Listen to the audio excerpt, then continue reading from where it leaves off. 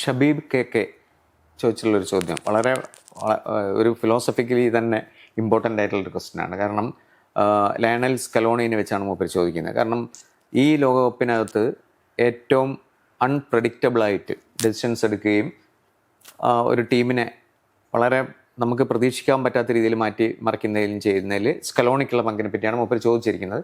പക്ഷേ വളരെ പ്രധാനപ്പെട്ട ഒരു ചോദ്യമാണെന്ന് തോന്നുന്നു. കാരണം അങ്ങനത്തെ ഒരു കോച്ച് മാനേജർ ഈ കളിയിൽ വേറെ ഉണ്ടോ എന്നുള്ളത്. ഇപ്പം ഡെഷാംസിനെയൊക്കെ പറ്റി അങ്ങനെ പറയാൻ പറ്റുമോ, ദിലീപിൻ്റെ ഒരു എക്സ്പീരിയൻസ് വെച്ചിട്ട്? അല്ല, എല്ലാ നല്ല കോച്ച് ഇപ്പം തോമസ് ടൂക്കൽ ഇപ്പം ആവശ്യമുള്ളപ്പോൾ അതിനനുസരിച്ചുള്ള മാറ്റങ്ങൾ വരുത്തിയിട്ടുണ്ട് ഇംഗ്ലണ്ടിന്. സ്വിറ്റ്സർലൻഡിന് മുറാറ്റ് യാക്കിൻ പലപ്പോഴും ഗെയിം സബ്സ്റ്റിറ്റ്യൂഷൻസ് വെച്ച് മാറ്റിയിട്ടുണ്ട്. അപ്പം നല്ല മാനേജേഴ്സ് അതിൽ സ്കലോണി ആ ടോപ്പ് റാങ്കിൽ പെടുന്ന ഒരാളാണ്. അവർക്ക് ആ കളിയുടെ സാഹചര്യം അനുസരിച്ച് ഇപ്പോൾ ഈജിപ്തിനെതിരെ തോൽക്കുന്ന ഏകദേശം ഉറപ്പായ ഒരു സ്ഥിതിയിലേക്ക് എത്തിയതായിരുന്നു ആ കളി. അപ്പം ആ സമയത്താണ് ആൽവറസ് സിംഗിൾ സ്ട്രൈക്കറായിട്ട് ശരിക്കും ക്ലിക്ക് ചെയ്യുന്നില്ല എന്ന് മനസ്സിലായി. പക്ഷെ ആൽവറസിനെ സബ്സ്റ്റിറ്റ്യൂട്ട് ചെയ്തില്ല, പകരം ലൗട്ടാറോ മാർട്ടിനസിനെ കൂടെ അവിടെ ഇറക്കി. അപ്പൊ 2 സ്ട്രൈക്കേഴ്സ് അവിടെ ഉള്ളപ്പോൾ കുറേം കൂടി അവർക്ക് ഈജിപ്ത് ഡിഫൻഡേഴ്സിനെ ഔട്ട് ഓഫ് പൊസിഷനൊക്കെ ആക്കാൻ പറ്റി. ആ സ്പേസിലേക്ക് മെസ്സിക്ക് വരാൻ കുറച്ചും കൂടി ചാൻസസ്.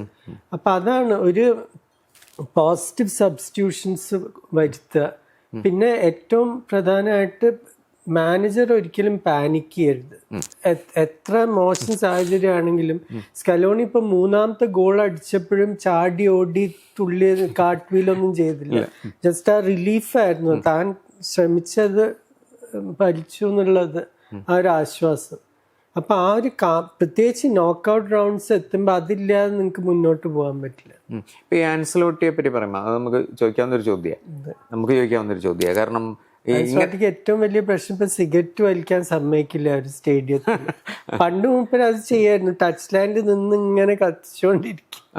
അത് പക്ഷെ 2007 ടച്ച് ലൈൻ ബാൻ വന്നു, no smoking on the pitch എന്നുള്ളത്. അപ്പൊ അതിനുശേഷം ഇപ്പൊ ചൂയിങ് ഗം ആണ്. അത് ടെൻഷൻ ഇതാക്കാൻ അല്ല ഞാൻ ചോദിക്കുന്നത്, ഈ തരത്തിലുള്ള ഈ പറഞ്ഞ അൺഎക്സ്പെക്ടഡ് സബ്സ്റ്റിറ്റ്യൂഷൻസ് അങ്ങനെയുള്ള സാധനങ്ങളിലൊക്കെ കളിക്കാരും വേണം. പക്ഷെ ഇപ്പം അർജന്റീനയ്ക്ക് ഒരു ലൗട്ടാറോ മാർട്ടിനസ് ബെഞ്ചിലുണ്ടായിരുന്നു. ആൻസ്ലോട്ടി നോക്കുമ്പോ ഒരു ഹാഫ് ഫിറ്റ് ആയിട്ടുള്ള നെയ്മറാണ് അവിടെ ഒരു ഗെയിം ചേഞ്ചർ എന്ന് പറയാനുള്ളത്. പിന്നെ എൻട്രിക്കിനെ കൊണ്ടുവന്നു, അതത്ര ശരിയല്ല. അത് ഇതൊക്കെ കുറെയൊക്കെ ലക്കാണ്. എൻട്രിക്കിന്റെ ആ ഒരു ചാൻസ് കിട്ടിയത് ഗോൾ അടിച്ചാൽ ഇപ്പൊ നമ്മൾ ആൻസ്ലോട്ടിയെ പുകഴ്ത്തി പറയുന്നത്. ഒരു പരിധിക്ക് അപ്പുറം കോച്ചിന് അവിടെ പോയി ഗോൾ അടിക്കാൻ പറ്റില്ല.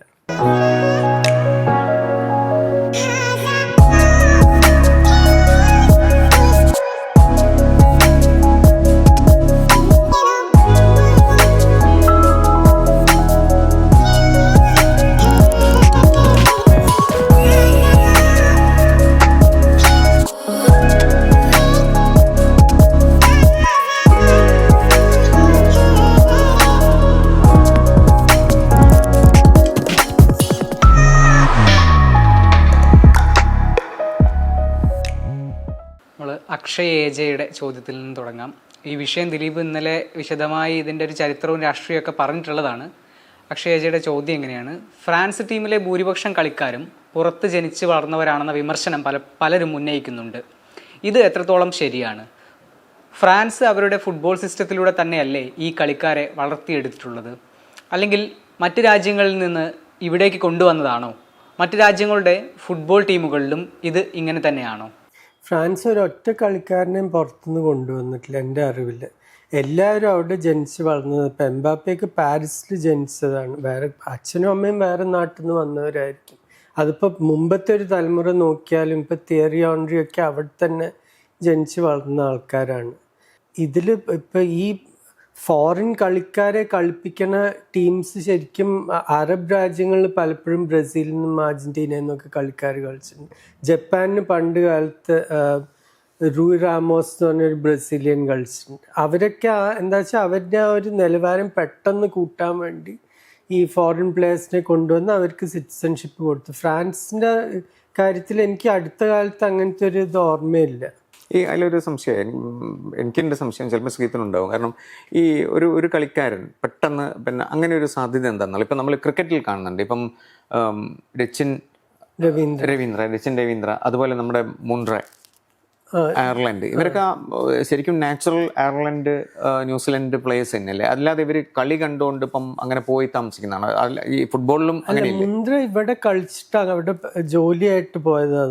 എങ്ങനെയാണ് അവർക്ക് ഈ സിറ്റിസൺഷിപ്പും കളിയിൽ എങ്ങനെ ഓരോ സ്പോർട്ടിലും ഓരോ ക്വാളിഫിക്കേഷൻ റൂൾസ് ഉണ്ട്. ഇത്ര കൊല്ലം ഒരു രാജ്യത്ത് കളിച്ചാല് അതിന് അവിടുത്തെ സിറ്റിസൺഷിപ്പ്, അതിപ്പോ ഓരോ നാട്ടിലത്തെ റൂൾസ് വ്യത്യാസമാണ്. ഇപ്പൊ UK എനിക്ക് തോന്നുന്ന 4 കൊല്ലമായിട്ട് കളിക്കണം ക്രിക്കറ്റ് ടീമിന് കളിക്കണമെങ്കിൽ, ക്വാളിഫൈ ചെയ്യണമെങ്കിൽ.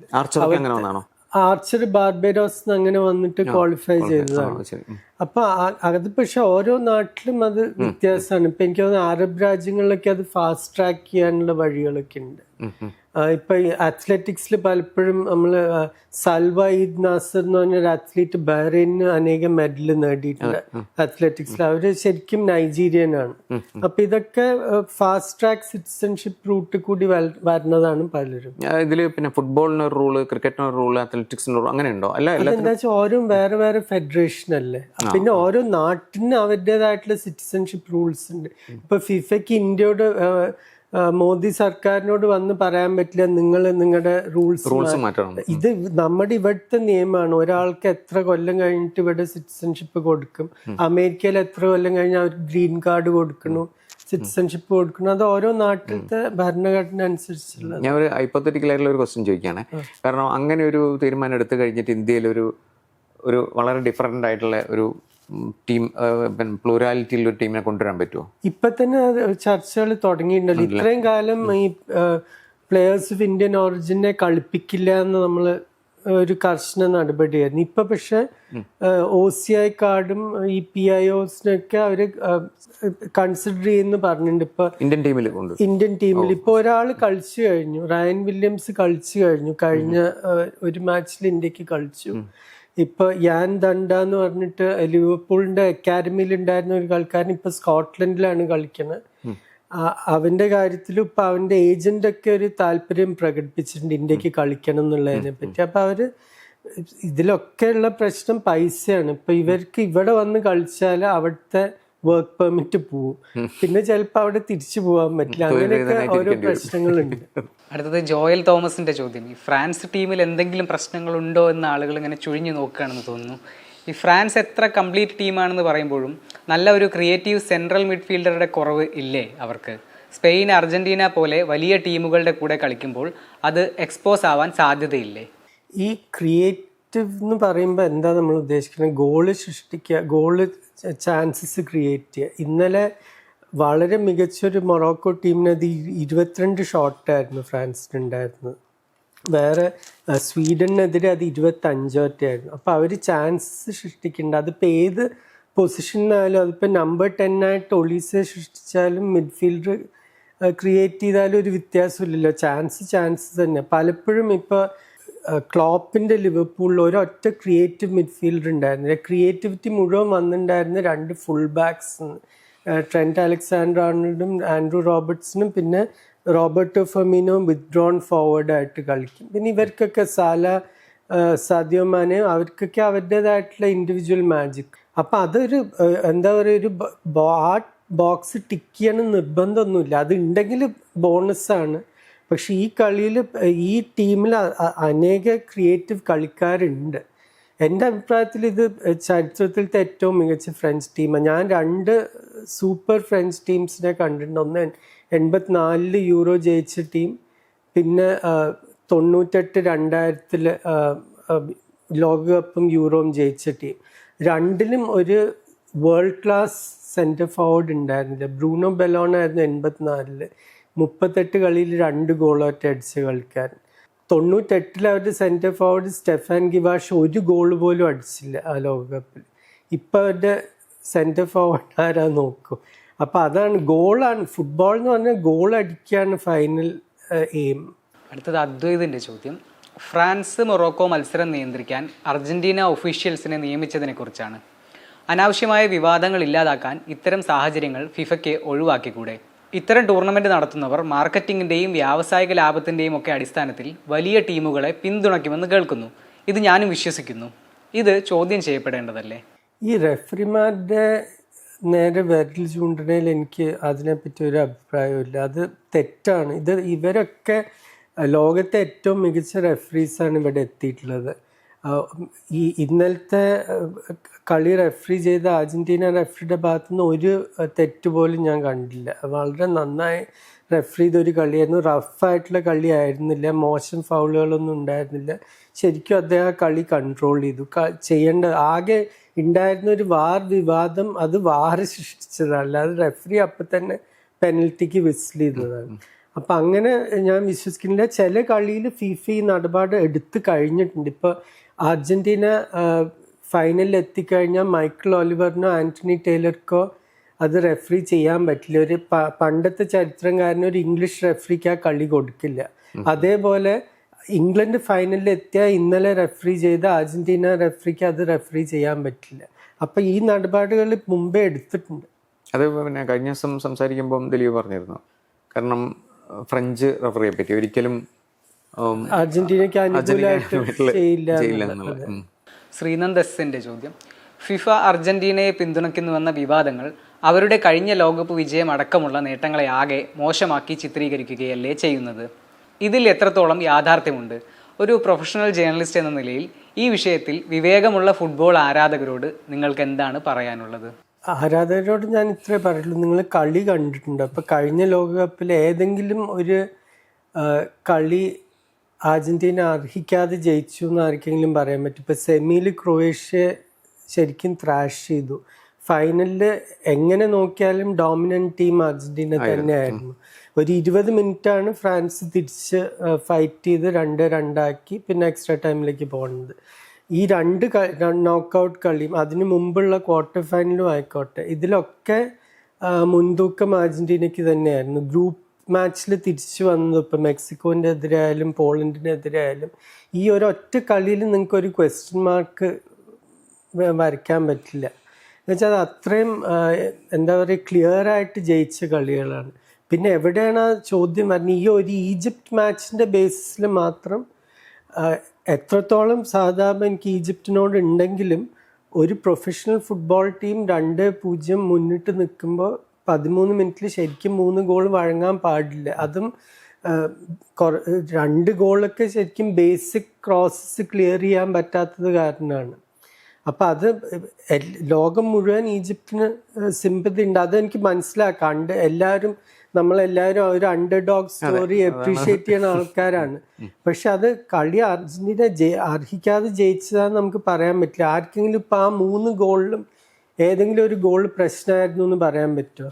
ഈജിപ്തിനെതിരായ മത്സരത്തിൽ 2-0 പിന്നിൽ നിന്ന ശേഷം അർജന്റീന തിരിച്ചു വന്നതിൽ മെസ്സിയുടെ റോൾ നിർണായകമായിരുന്നു. ഒരു ടാക്ടിക്കൽ ഷിഫ്റ്റ് സംഭവിച്ചത് മെസ്സി മിഡിലിൽ നിന്നും റൈറ്റ് വിംഗറുടെ റോളിലേക്ക് കളിച്ചു എന്നതാണ്. ഇത് കോച്ച് എടുക്കുന്ന തീരുമാനമാണോ, അതോ കളിയെ മനസ്സിലാക്കി തൻ്റെ ഇൻ്റലിജൻസ് കൊണ്ട് കളിക്കാർ തന്നെ ഓൺ ഫീൽഡിൽ മാറ്റം വരുത്തുന്നതാണോ? ഹൈ പ്രൊഫൈൽ മത്സരങ്ങളിൽ ഇത്തരത്തിൽ ടാക്ടിക്സ് മാറ്റിമറിച്ച സംഭവങ്ങൾ എന്തെങ്കിലും ഓർമ്മയിലുണ്ടോ?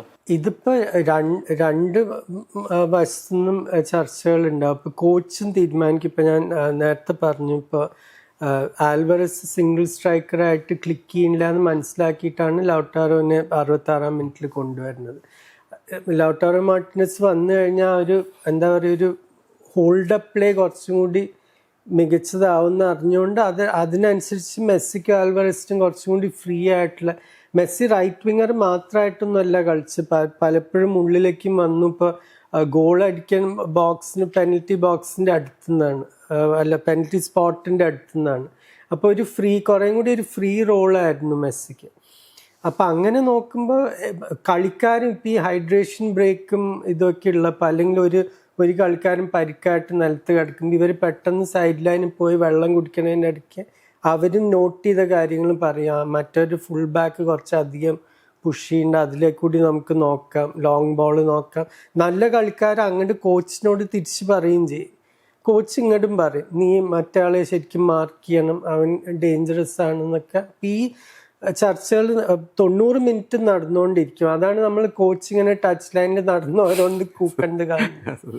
ഇവിടെ ഈ മെസ്സിയുടെ ഒരു ഇന്റലിജൻസ്, അതായത് ഈ 70 മിനിറ്റിന് ശേഷം ഏറ്റവും കൂടുതൽ പന്ത് ടച്ച് ചെയ്തത് മെസ്സിയാണ്. 6 ചാൻസ് സൃഷ്ടിക്കുകയും ചെയ്തു. അത് പറഞ്ഞ പോലെ ഏറ്റവും മികച്ച കളിക്കാർക്ക് ഇപ്പൊ ഇന്നലെ ഫ്രാൻസിന്റെ കളി കാണായിരുന്നു. രണ്ടാമത്തെ ഗോൾ എംബാപ്പയുടെ. അതെ, എംബാപ്പയുടെ റണ്ണിങ് ആണ് ശരിക്കും ആ സ്പേസ്. ഡെംബെലെ ഗോൾ അടിച്ച് മികച്ച ഗോളായിരുന്നു.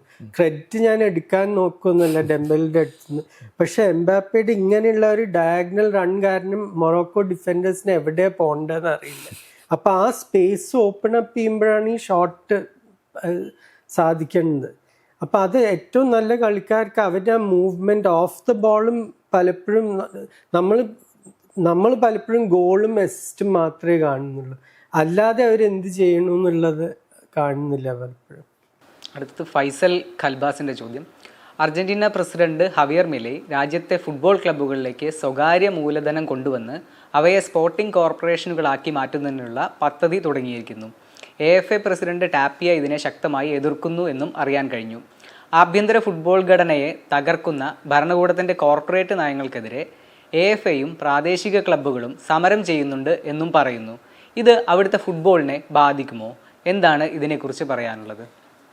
എനിക്ക് രണ്ട് വശവും മനസ്സിലായി. ഇപ്പൊ ക്ലബ്സിന് അവരുടേതായിട്ടുള്ള ഇത്രയും കൊല്ലം നടന്നിട്ടുള്ള ഒരു രീതിയുണ്ട്. പക്ഷെ ഇപ്പൊ അർജന്റീന ഫുട്ബോളിന്റെ സാമ്പത്തികമായിട്ടുള്ള സ്ഥിതി മോശമാണ്. ഇപ്പൊ ഞാൻ പലപ്പോഴും ഇവിടെ ബ്രൈറ്റന്റെയും ബോൺമത്തിൻ്റെ ഒക്കെ കാര്യം പറഞ്ഞിട്ടുണ്ട്. ഇങ്ങനത്തെ ചെറിയ ഇംഗ്ലീഷ് ക്ലബ്ബുകൾ വരെ ഇപ്പോൾ ഒരു ബോക്ക ജൂനിയേഴ്സിൻ്റെ ഒന്നും അധികം വരുമാനം ഉണ്ട് അവർക്ക്. അതൊരിക്കലും അങ്ങനത്തെ ഒരു സാഹചര്യം വരാൻ പാടില്ല. ബോക്ക ജൂനിയേഴ്സ് എന്ന് പറഞ്ഞാൽ ലോകത്തെ ഏറ്റവും വലിയ ക്ലബ്ബുകളിൽ ഒന്നാണ്. ബോക്ക ജൂനിയേഴ്സിനും റിവർ പ്ലേറ്റിനും കിട്ടേണ്ട വരുമാനം ശരിക്കും ഒരു ബാഴ്സലോണയ്ക്കോ റയലിനോ ലിവർപൂളിനോ യുണൈറ്റഡിനോ ഒക്കെയുള്ള വരുമാനമാണ്. അതിൻ്റെ ഒരു ചെറിയ അംശമാണ് ഇപ്പോൾ അവർക്ക് കിട്ടുന്നത്. അപ്പോൾ തീർച്ചയായിട്ടും നമുക്കതൊരു ക്യാപിറ്റലിസ്റ്റ് ഇതാന്നൊക്കെ പറഞ്ഞ് അതിനെ നിഷേധിക്കാം. പക്ഷെ പുരോഗമനം നമുക്ക് നിർത്താൻ പറ്റില്ല ഒരു പരിധിക്ക് അപ്പുറം. ഇത് ഫുട്ബോളിൻ്റെ രീതി ഇപ്പം ഇതാണ്. ഇപ്പം എന്താ പറ്റണം, 17 വയസ്സായ കളിക്കാരെയൊക്കെ നിങ്ങൾ വിൽക്കുകയാണ് യൂറോപ്പിലേക്ക്. ആ പൈസ വെച്ചിട്ടാണ് നിങ്ങളുടെ ക്ലബ്ബുകൾ നടന്നു പോകുന്നത്. ആ ഒരു സാഹചര്യം തടുക്കണം എന്നുള്ളത് എൻ്റെ അഭിപ്രായത്തിലൊരു നല്ല കാര്യം തന്നെയാണ്. പിന്നെ AFAയുടെ കാര്യം പറഞ്ഞു കഴിഞ്ഞാൽ AFA ഇപ്പോൾ FBI ഇൻവെസ്റ്റിഗേറ്റ് ചെയ്യാണ്. മയാമിയിൽ ഒരു ഓഫീസ് സെറ്റപ്പ് ചെയ്തൊരു $300 മില്യൺ വയർ ട്രാൻസ്ഫേഴ്സ് ഇത് ആർക്കൊക്കെ പോയിട്ടുണ്ട്, എന്തൊക്കെ ഉപയോഗത്തിനാണെന്നൊക്കെ ഇപ്പോൾ FBI ഇൻവെസ്റ്റിഗേഷൻ നടന്നുകൊണ്ടിരിക്കുക. ഇതിൽ പിന്നെ ഒരു കുറച്ചും കൂടി ഇതായിട്ട് ദിലീപിന് പറയാൻ പറ്റുന്ന ഒരു സംഗതിയുണ്ട്. കാരണം ഇപ്പോൾ ഒരു ഗ്ലോബൽ ഇൻവെസ്റ്റ്മെന്റ്സ് ഉണ്ടല്ലോ. കാരണം ഇപ്പം ഗ്ലോബലൈസേഷൻ്റെ അല്ലെങ്കിൽ FDI അങ്ങനെയുള്ള ഇൻവെസ്റ്റ്മെന്റ് ഒക്കെ വരുന്ന സമയത്ത് നമ്മളിപ്പം സ്പോർട്സ് വാഷിംഗ് എന്നൊക്കെ പറഞ്ഞിട്ട് പിന്നെ ഏറ്റവും കൂടുതൽ ഇൻവെസ്റ്റ് ചെയ്യുന്നത് ഇപ്പം പിന്നെ അരാംകോ ആയാലും സൗദി ആയാലും ഒക്കെ ചെയ്യുന്ന ഇൻവെസ്റ്റ്മെന്റിനെ പറ്റി നമ്മൾ വിമർശിക്കും. പക്ഷെ എന്നാൽ പോലും ഒരു ഫുട്ബോൾ ഇപ്പം സയന്റിഫിക് റിസർച്ചിനൊക്കെ തന്നെ പ്രൈവറ്റ് ഇൻവെസ്റ്റ്മെന്റ് ഉണ്ട്. ബാക്കി എല്ലാത്തിലുണ്ട്. ലിറ്ററേച്ചറിൽ ഉണ്ടായിരുന്നു നമുക്കറിയാം. കാരണം ടൈമും ലൈഫും ഒന്നും സ്പോൺസർ ചെയ്തില്ലെങ്കിൽ സാത്രമൊന്നും എഴുതാൻ പറ്റില്ലായിരുന്നു. അപ്പം ഈ ഫുട്ബോളിലേക്ക് വരുമ്പോൾ മാത്രം അതൊരു ഇഷ്യൂ ആയി മാറുന്ന ഒരു സിറ്റുവേഷൻ ഉണ്ട്. അത് ശരിക്കും ശരിയാണോ? ഒരു ക്യാപിറ്റലിസത്തിന് അങ്ങനെ ഒരു വില്ലനായിട്ട് കാണേണ്ട കാര്യമുണ്ടോന്ന് ഞാൻ ചെയ്യും. ഫുട്ബോളിലേക്ക് വരുമ്പോൾ പ്രശ്നം എവിടെയാന്ന് പറഞ്ഞാൽ ഇപ്പോൾ ക്ലബ്ബുകൾ ഇപ്പം ഇവിടെയൊക്കെ കേരളത്തിലൊക്കെ പ്രൈവറ്റ് ഇൻവെസ്റ്റ്മെന്റ് വന്നാൽ ഞാൻ അതിന് വേണ്ടിയുള്ള കാർപ്പറ്റ് ഞാൻ വിരിച്ചു കൊടുക്കും. എന്താ വെച്ചാൽ ഇവിടെ അത്ര ആവശ്യമാണ് ആ ഇൻവെസ്റ്റ്മെന്റ്.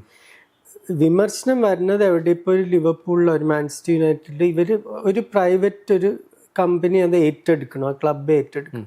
പിന്നെ അവർക്ക് തോന്നിയ പോലെ ചെയ്യാൻ തുടങ്ങുമ്പോൾ ഇപ്പം എല്ലാ കൊല്ലവും ടിക്കറ്റിൻ്റെ വില കൂട്ടും. സീസൺ ടിക്കറ്റിൻ്റെ വില 20% കൂട്ടുന്നു. എല്ലാ കൊല്ലവും പുതിയ ജേഴ്സി കൊണ്ടുവരുന്ന അതിൻ്റെ വില 20% കൂട്ടുന്നു. ഇങ്ങനെയൊക്കെ ആകുമ്പോൾ നിങ്ങൾ ശരിക്കുള്ള ഫാൻസിനെ പിഴിഞ്ഞ് അവരെ പതുക്കെ കളിയിൽ നിന്ന് മാറ്റുകയാണ്.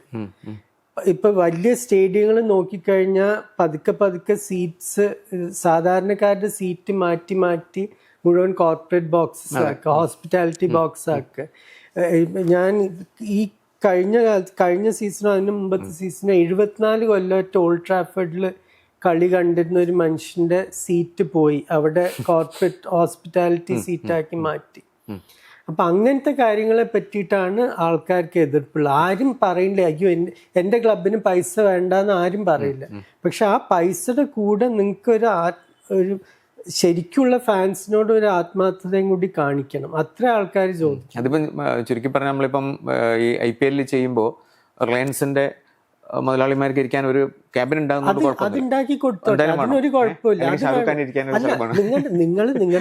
നിങ്ങളുടെ സ്പോൺസേഴ്സ് ആണ് കളി നടത്തേണ്ടത്, അത് നമ്മൾ സമ്മതിക്കണം. ഇപ്പൊ നമുക്ക് ടി വിയിൽ കാണാൻ പറ്റുന്നതും കളി കാണാൻ പറ്റുന്നതൊക്കെ ഈ ഇൻവെസ്റ്റ്മെന്റ് കാരണമാണ്. അതിപ്പോ ക്ലബ് ഉടമകൾ മാത്രല്ല, ഇപ്പൊ ഷർട്ട് സ്പോൺസർ, മറ്റേ അപ്പാരൽ സ്പോൺസർ, എല്ലാവരും തരുന്ന പൈസ കൊണ്ടാണ് കളി നടന്നു പോകുന്നത്. അപ്പൊ അവർക്ക് ഓരോ ബോക്സ് കൊടുത്തോളൂ, പക്ഷെ അത് മാത്രം ആവരുത്.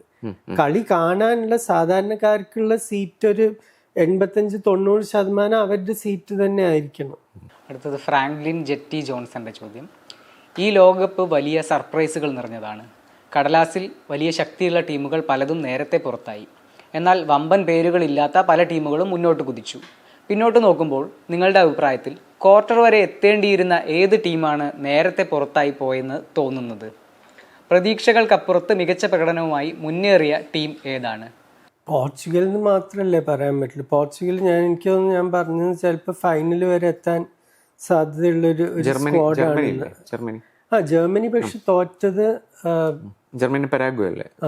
ജർമ്മനി പ്രതീക്ഷിച്ചതാണ് ഇതിലും മുന്നോട്ട് എത്തുന്നു. പക്ഷെ പിന്നെ അവർക്ക് കളിക്കേണ്ടി വരുമായിരുന്നു ഫ്രാൻസിനായിരുന്നു. എനിക്ക് തോന്നുന്നില്ല ജർമ്മനിക്ക് ഫ്രാൻസിനെ തോൽപ്പിച്ച് ക്വാർട്ടർ എത്താൻ പറ്റുമായിരുന്നു. പിന്നെ പോർച്ചുഗൽ, പിന്നെ നെതർലൻഡ്സിന്റെയും ജപ്പാന്റെ ഒക്കെ കാര്യത്തിൽ ആ ഡ്രോന്റെ കാരണം വന്ന ഒരു ബാഡ് ലക്കും കൂടി ഉണ്ട്.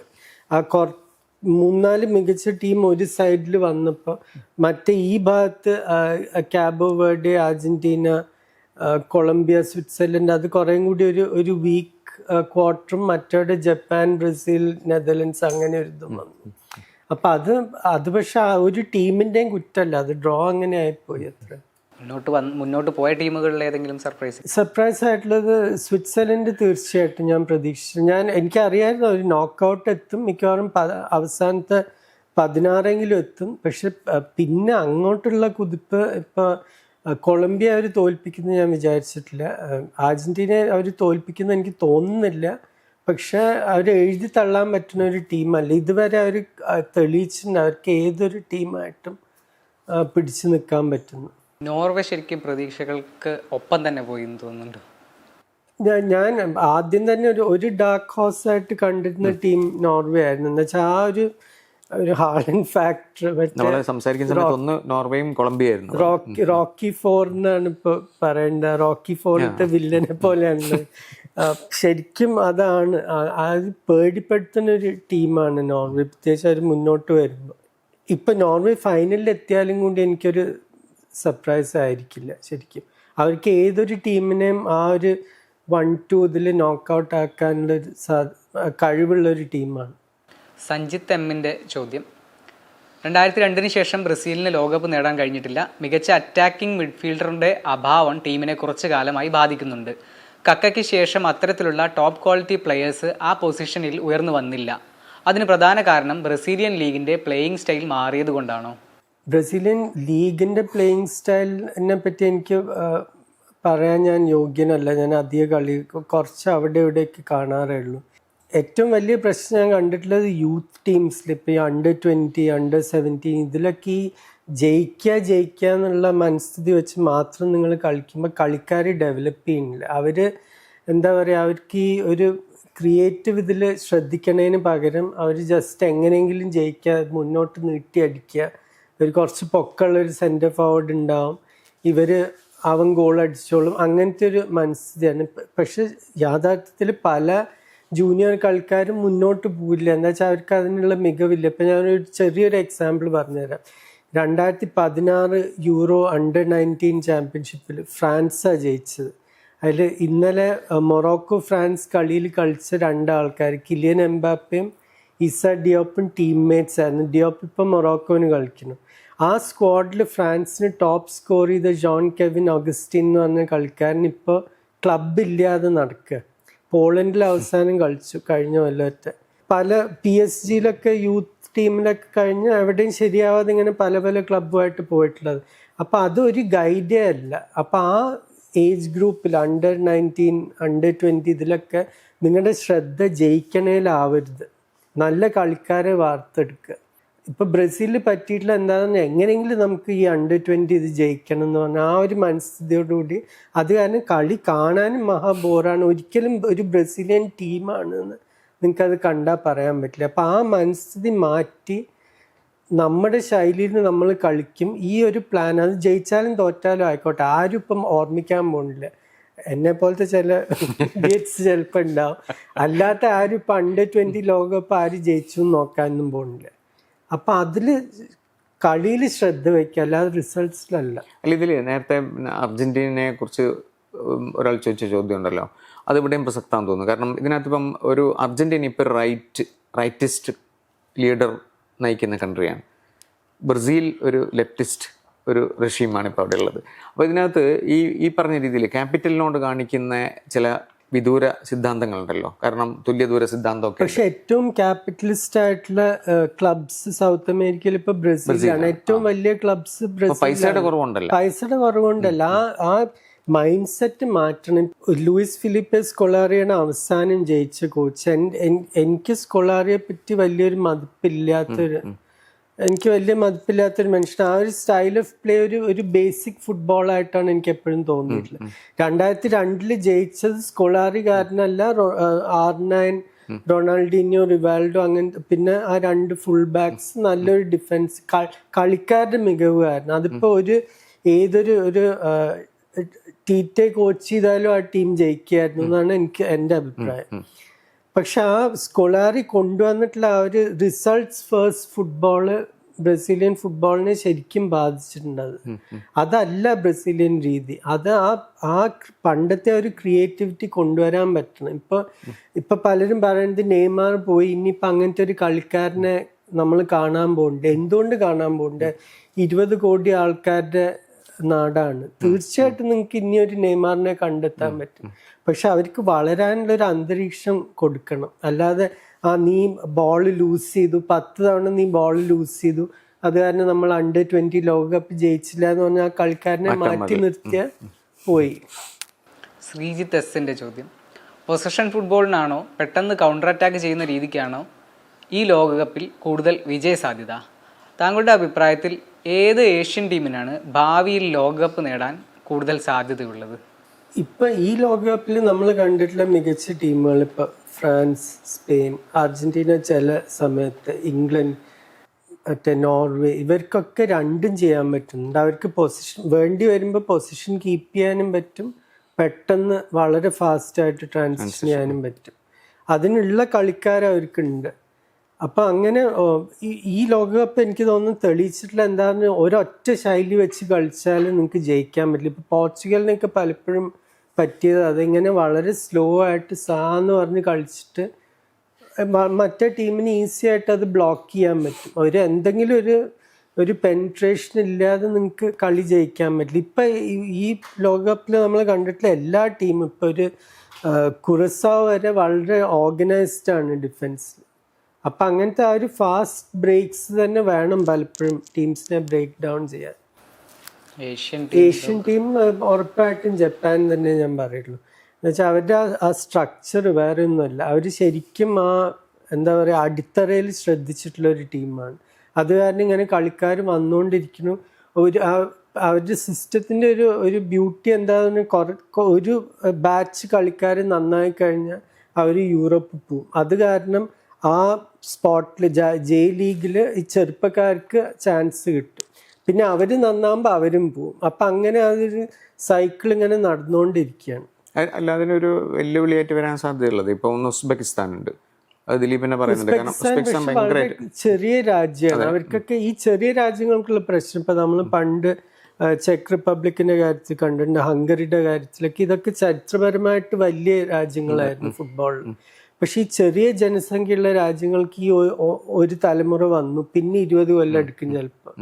അപ്പൊ ചില്ലയുടെ കേസിലൊക്കെ അത് അങ്ങനെ സംഭവിച്ചിട്ടുണ്ട്. അപ്പൊ അത് ബുദ്ധിമുട്ട്. ജപ്പാന് ജനസംഖ്യ, ഓസ്ട്രേലിയ ഇപ്പം ഏഷ്യ എന്നുള്ള രീതിയിലാണല്ലോ. പക്ഷെ ഓസ്ട്രേലിയയിൽ അത് നമ്പർ 1 സ്പോട്ടിന് അടുത്ത് പോലും അല്ല. അതൊരു വലിയ പ്രശ്നം. ഇപ്പൊ ജപ്പാനിൽ ഇപ്പൊ പതുക്കെ അത് ബേസ്ബോളിന്റെ ആ ഒരു ലെവൽ എത്തി തുടങ്ങിയിട്ടുണ്ട്. ബേസ്ബോളാണ് ഇപ്പോഴും ഏറ്റവും മുന്നിൽ. എന്നാലും ആ ഒരു ഫുട്ബോൾ ക്രേസ് ശരിക്കും ഉണ്ട്. അത് കുറെ സീക്കോ അങ്ങനത്തെ അതെ. ആദ്യത്തെ ഒരു വേവ് ഇമ്പോർട്ട്സ് ക്രിയേറ്റ് പറയുന്നുണ്ടായിരുന്നു. കാരണം ജപ്പാനിലെ ഫുട്ബോളിനെ നമ്മൾ തന്നെ ഇതിൽ പറയുന്നുണ്ടായിരുന്നല്ലോ, അത് നിർമ്മിച്ചിരിക്കുന്നത് ബ്രസീലാണ്. അതെ, അതിൽ വലിയൊരു പങ്ക് വഹിച്ചിട്ടുള്ളത് ബ്രസീലാണ്. ഒരു സ്പോർട്സ് ഡോമിനേറ്റ് ചെയ്യുന്ന സമയത്ത് ഇപ്പം നമുക്കിപ്പോൾ അറിയാം, ഓസ്ട്രേലിയയുടെ ക്രിക്കറ്റ് ആണല്ലോ അവരെ ഏറ്റവും പ്രധാനം. അല്ല, അവിടെ ഓസി റൂൾസും റഗ്ബിയും ക്രിക്കറ്റും ഒക്കെ ഒരുവിധം ഒരേ ഇതില്ല. അപ്പം അവിടെ ഫുട്ബോളിന് എൻട്രി ചെയ്യാൻ വലിയ പ്രയാസമായിരിക്കും. നമുക്കിവിടെ ഇപ്പം അല്ല, ഫുട്ബോൾ ഇതിലൊക്കെ ഓരോ കമ്മ്യൂണിറ്റീസ് ആണ്. ഇപ്പൊ യൂറോപ്പിൽ നിന്ന് പോയവർ, ഇപ്പൊ ക്രൊയേഷ്യൻസ് കുറെ പേര് മെൽബണിലുണ്ട്, സെർബ്സ് ഉണ്ട്, ഗ്രീക്സ് കുറെ പേര് 50കളിൽ പോയ അവിടെ സെറ്റിൽ ചെയ്ത്, ഇറ്റാലിയൻസ് കുറെ പേരുണ്ട്. ഇവരുടെ ഒക്കെ സ്പോർട്ട് എപ്പോഴും ഫുട്ബോൾ ആയിരിക്കും. വേറെ മറ്റേ പസഫിക് ഐലൻഡ്സ് എന്ന് പറഞ്ഞവര് റഗ്ബി കളിക്കും. മറ്റേ ഓസി റൂൾസ് പിന്നെ അവിടുത്തെ ലോക്കൽ കുറെ കാലമായിട്ടുള്ള ഒരു ട്രഡീഷനാണ്. അതും പക്ഷെ പ്രധാനമായിട്ട് വിക്ടോറിയയിലും വെസ്റ്റേൺ ഓസ്ട്രേലിയയിലും. അപ്പൊ അതിങ്ങനെ ഓരോ സ്ഥലങ്ങളും ഓരോ നഗരങ്ങളും ആ കമ്മ്യൂണിറ്റീസും അനുസരിച്ച് മാറിക്കൊണ്ടിരിക്കും. അപ്പൊ അമേരിക്കയിലൊക്കെ അതാണ്. ഇപ്പൊ മേജർ ലീഗ് ക്രിക്കറ്റ് നടക്കേണ്ട അവിടുത്തെ എക്സ്പാറ്റ് ഇന്ത്യൻസും പാകിസ്ഥാനീസും വെസ്റ്റ് ഇന്ത്യൻസും ഒക്കെ ഉള്ളതുകൊണ്ടാണ്. അപ്പൊ ഈ ഒരു കാരണം കൊണ്ട് കൂടി ഇന്ത്യക്കൊന്നും ഒരു ഫുട്ബോളിൽ സ്കോപ്പ് ഉണ്ടാവുന്ന ഇല്ലേ, അതും ഒരു പ്രശ്നമാണല്ലോ അല്ലേ, അത്തരത്തിലുള്ള ഒരു. പക്ഷെ നമുക്ക് ഇവിടെ കളിക്കാരില്ലാഞ്ഞിട്ടല്ലല്ലോ, ഇത്രയും വലിയൊരു ജനസംഖ്യ, ഇത്രയും കളിക്കാർ കളിക്കണമുണ്ട്. ഇപ്പൊ നമ്മളൊരു ലോക്കൽ ലെവലിൽ പോയി നോക്കിക്കഴിഞ്ഞാൽ എല്ലാ സമയത്തും നമ്മുടെ കുട്ടികൾ ഇവിടെ ഏതെങ്കിലും ഒരു സ്പേസിൽ അവർ കണ്ടുപിടിച്ച് കളിച്ചൊരു.